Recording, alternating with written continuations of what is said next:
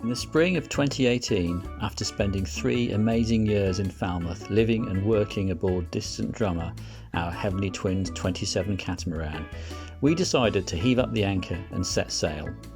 Our destination was the Essex Saltmarsh coast, over 300 nautical miles to the east. These films tell the story of how we did it.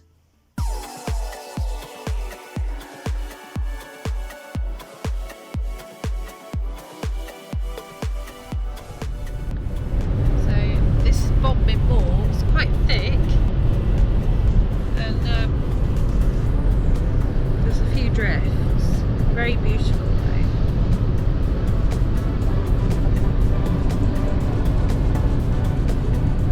This is the last time the little green car is going to see Bodmin Moor.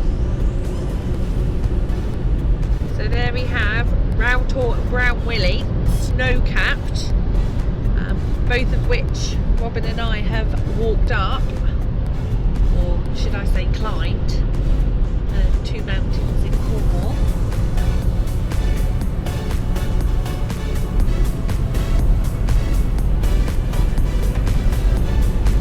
Here we are, stuck on the Blackdown Hills in a snowdrift. Sort of, well, sort of traffic delays. Well, we're nearly on the plane, aren't we? No, we're not. Snowdrift in front of us. I've got hiccups, as you can tell. Beautiful lunar landscape. All around us. What a great place to be stuck. This is the issue that's caused us all the hassle. We made the trip up country and returned via taxi from Tollesbury, then train and tube across London to catch the Paddington to Falmouth connection. Our final day was spent enjoying fish and chips at the Harbour Lights in Falmouth and drinking some of Cornwall's finest brews. I never noticed the Michael Fish placemat until we edited the films many months later. We had moved Distant Drummer from her regular berth at Pendennis Marina and brought her alongside on the outer edge of the pontoons to make for an easier departure. It all helps to keep those psycho-terror stress levels under wraps. Bye, Falmouth! We love you lots! Leaving Falmouth for the final time was a little emotional. After all, it had been our home for the past 3 years, but it felt like the right time to set sail for fresh horizons. There it is! Fraggle Rock! Nicola Farrager.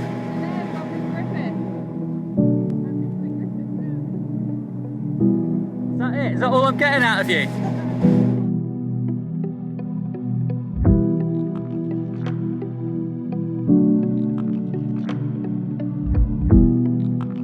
It was a windless day with milky spring sunshine coating the sea, so we deployed the diesel.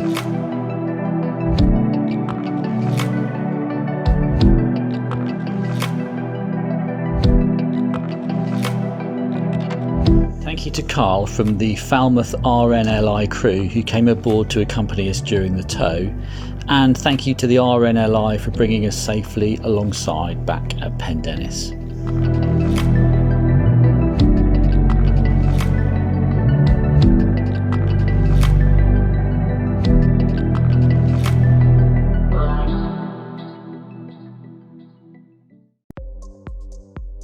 We made the most of this unexpected visit to the yard to work on Distant Drummer while we waited for our propeller repair. Nikki touched up the Twin Stars logo and the Go Faster stripes. A big thank you to Graham at Pontcharden Yard for allowing us to live aboard while we worked on DD. He even lent us a ladder, essential when climbing on board on dry land.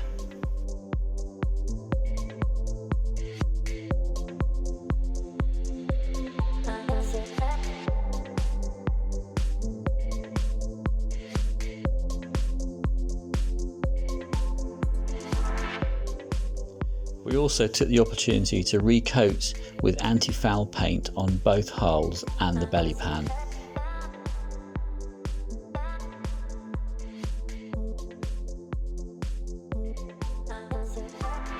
Despite being confined to the yard, our view of the river was pretty good.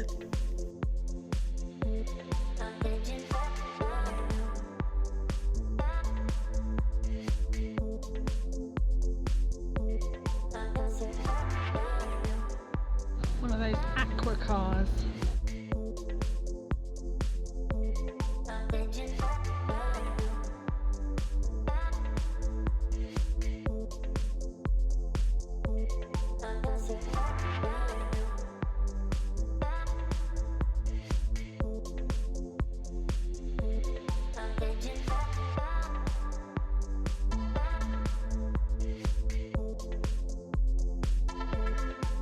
The warm and sunny April weather also allowed us to reseal all the windows, and we made new lazy jack lines as the originals were looking a bit sorry for themselves.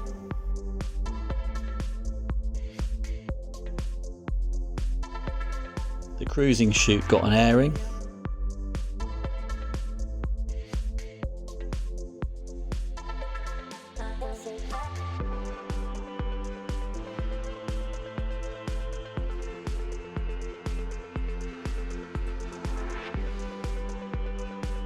And with cars up country, Doris came in handy for grocery shopping and visits to the local laundrette.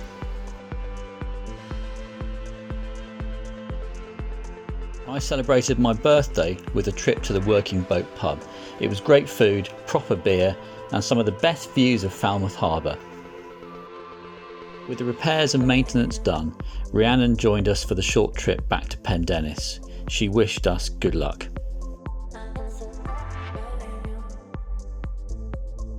We also got this fab laser print card from Steve and the guys at Pendennis. Let's hope the luck is with us this time. So, second time lucky, the day finally dawned. We slipped our lines and slowly manoeuvred Distant Drummer out of the harbour. It was Friday the 13th of April, but 13 has become our lucky number, so we should be okay.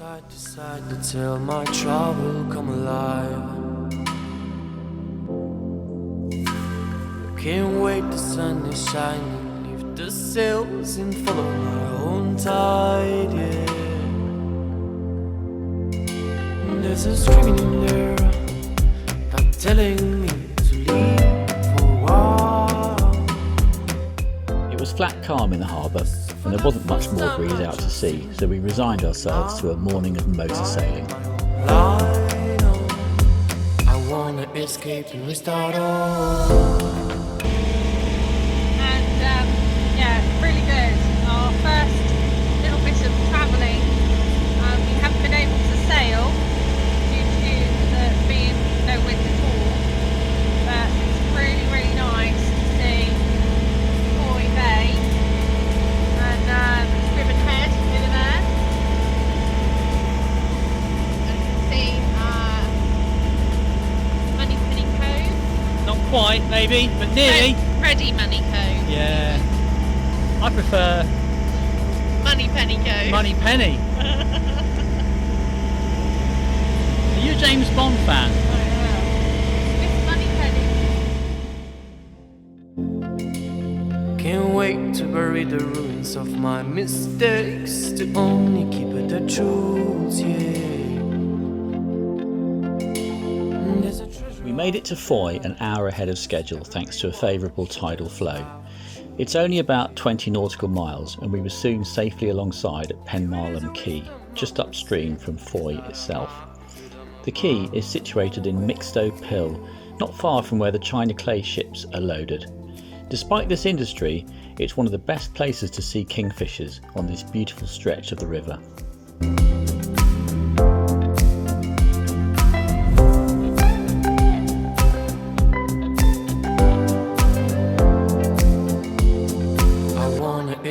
And restart all.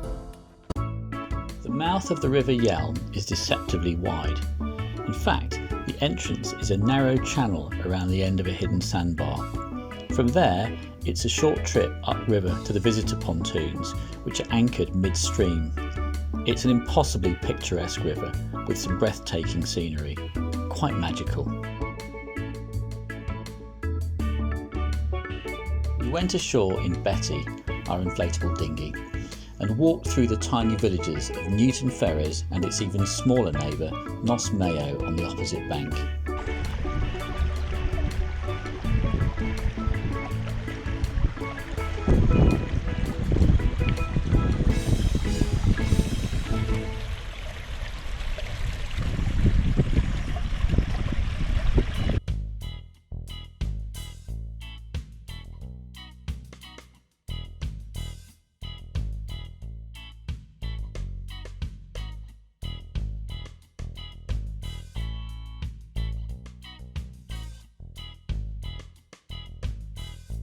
As the tide ebbed, it exposed acres of glistening mud and shallow pools.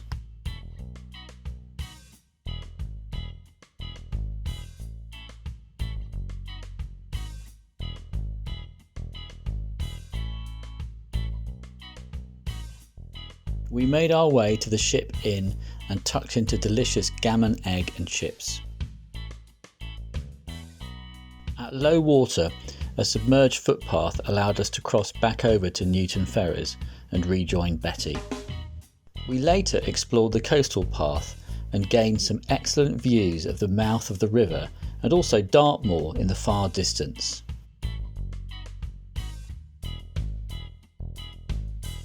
We had left Betty tied to some railings, only to find that she had been left well and truly high and dry on our return. Prior to our departure, we needed to fill our water tanks, so a short trip to the main landing pontoon was needed. The Yealm is quite fast flowing, particularly when the tide is running, so care is needed even on a trip of a few hundred yards up the river.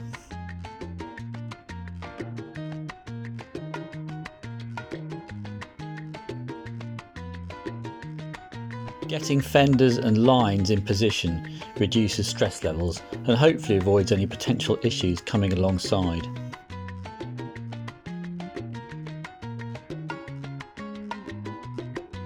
No idea why I decided to wave at the camera.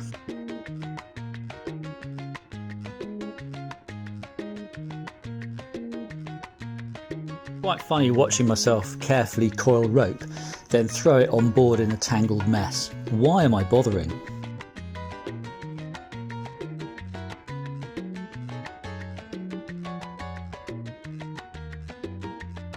Off we go.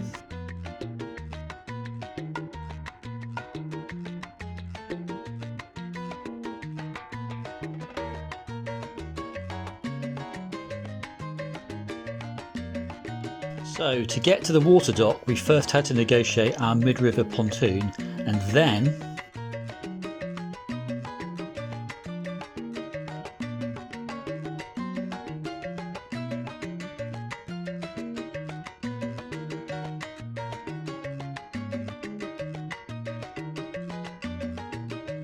wiggle through a load of moorings.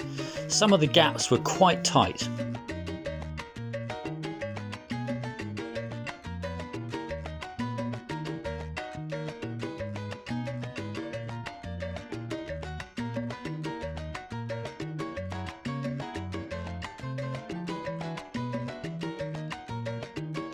Open ocean passages are relatively easy compared with the manoeuvring through moorings or a tight marina. There was also a bit of a crosswind onto our starboard beam, so we were super careful and took our time.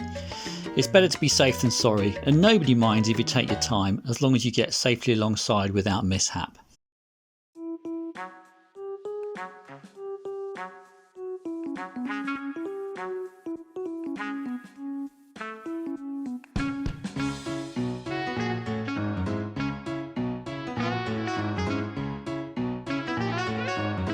As the dock got nearer, now was the time for maximum concentration.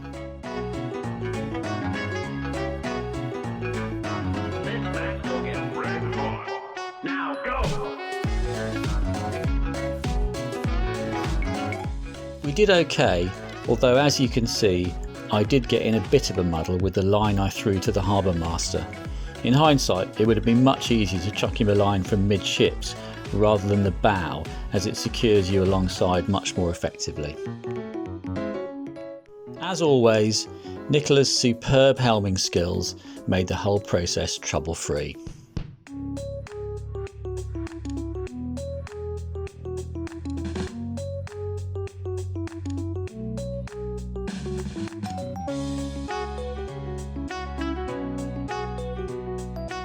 Even the swans seem impressed.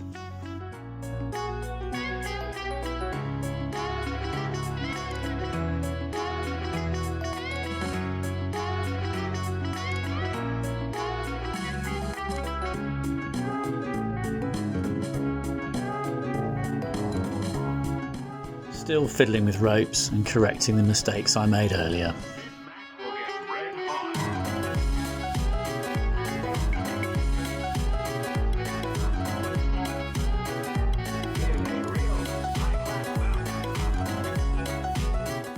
The harbour master was super helpful and was on hand every day to ensure that visiting yachts were looked after.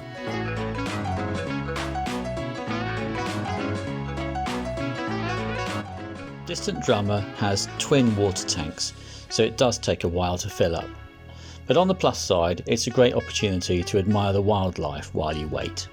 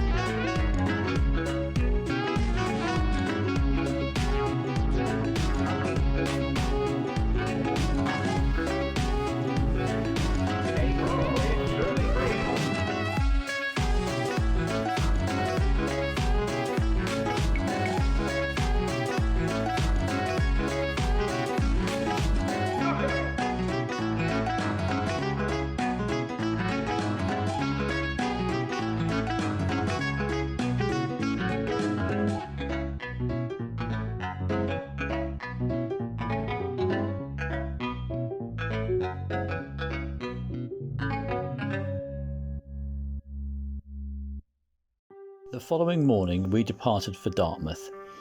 This was to be the third part of our voyage along the coast of Cornwall and Devon, and covered a similar distance to our earlier two passages from Falmouth to Fowey and Fowey to the River Yealm. There wasn't much wind, so we motor sailed most of the way. It was a pleasant passage and largely uneventful, apart from some minor turbulence crossing Bigbury Bay and rounding Start Point.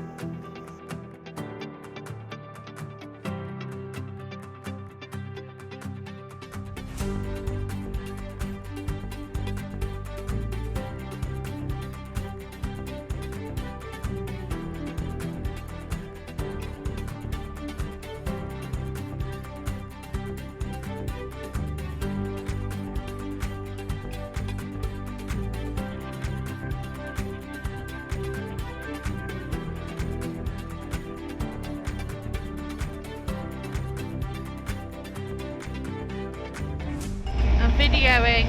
Hello, Where are we, Robin? we're crossing Bigbury Bay and we're nearly at Start Point, and then we're going to go north towards Dartmouth, and we're doing quite well. But it's a bit Fantastic. bouncy because it's a big swell.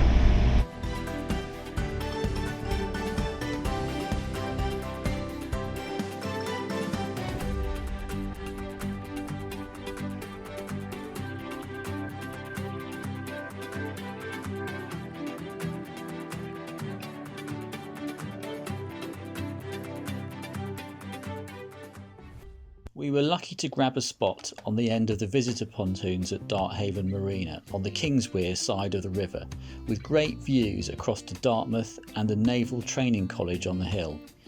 Darthaven was new to us, but not to Distant Drummer, whose previous owners berthed her here for a while.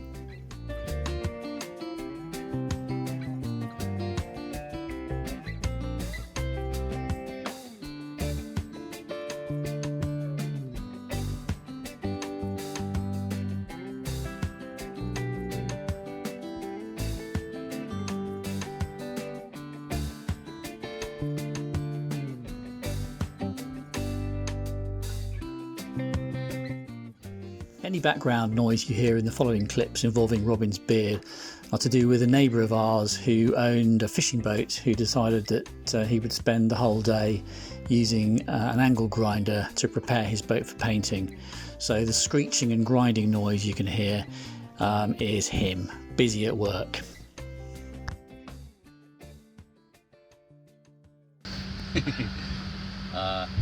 Okay, good morning. This is me on my boat. Nicola is just there. Coffee. Back to me again. And It's the 20th of April. this is my beard. There you go. And this is the before photographs or video, because surely this beard is going to be removed by my stylist. That's me. So the next little video clip you're going to see is me beardless. So here is a new look. As you can see, Nicola, my stylist, has removed my beard and also given me a haircut. Close up on a new stubble. This hasn't seen the light of day since September. It's really been a winter beard, and I think just possibly Mr. Beard will not be making another appearance until next winter.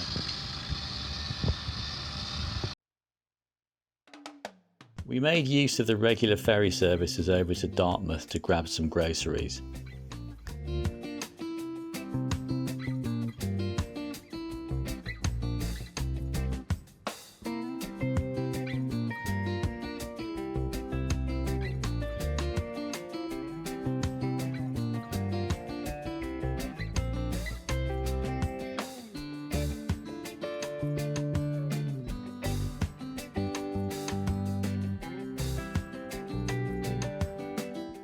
Turns out we weren't the only heavenly twins in town.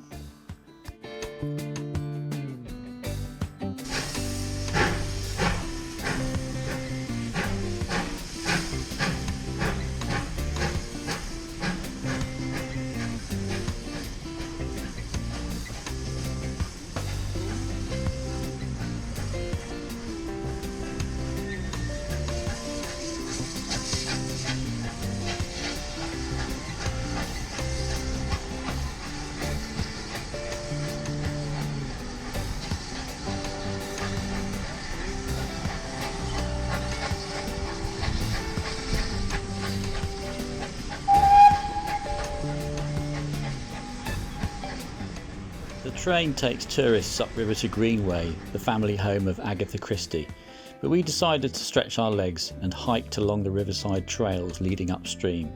The views were beautiful and the spring air was most invigorating.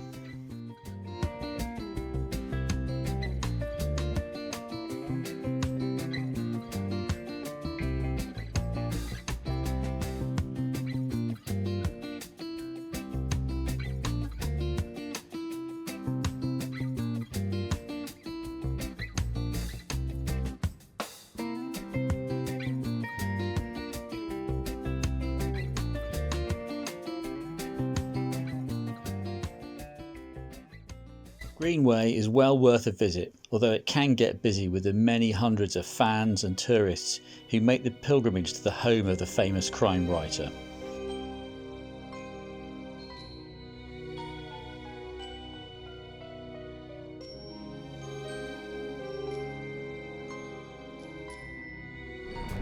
Our final evening coincided with a spectacular firework display to celebrate the passing out of the latest batch of Royal Navy graduates.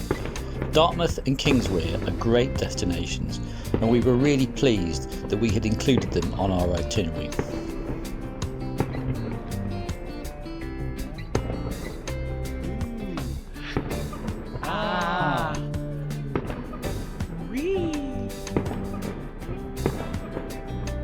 In the next film, Distant Drummer crosses Lyme Bay and heads for Portland, where we encounter helicopters and drink mead in a Tudor castle.